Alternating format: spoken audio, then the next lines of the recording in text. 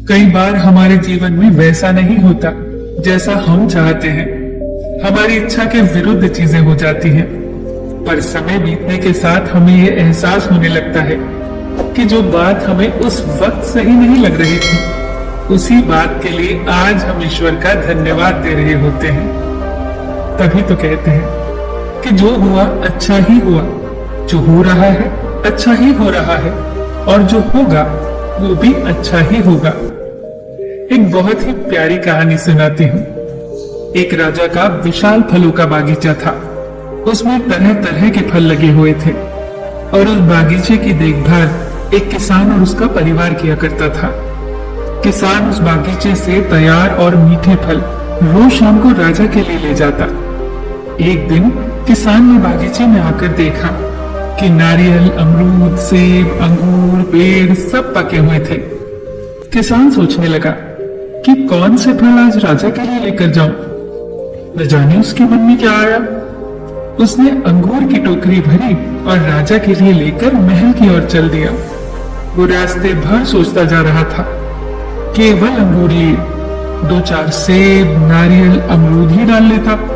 अलग अलग फल देखकर राजा कितना खुश हो जाता। सोचते सोचते वो महल के बाहर पहुंच गया।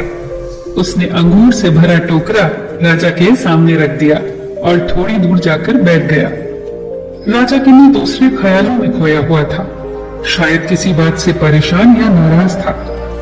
अपने ही ख्यालों में गुम राजा टोकरी से एक अंगूर निकालकर खाता और एक खींचकर किसान के माथे पर निशाना लगाकर मारता।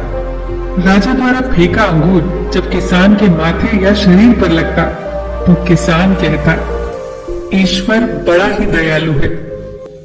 राजा फिर एक अंगूर किसान की तरफ फेंककर जोर से मारता और जब वो किसान को पड़ता तो किसान फिर कहता, ईश्वर बड़ा ही दयालु है।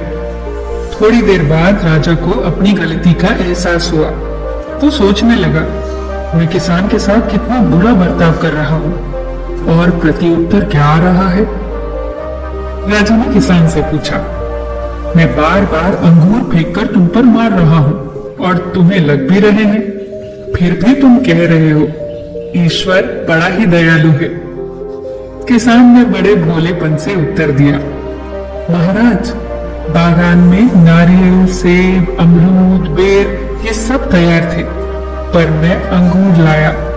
मैं वो सारे फल भी ला सकता था, पर ईश्वर की कृपा से ही मुझे ये भान हुआ कि मुझे अंगूर ही ले जाने चाहिए।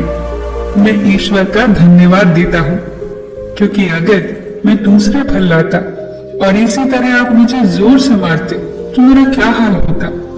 सच में महाराज, ईश्वर बड़ा ही दयालु है।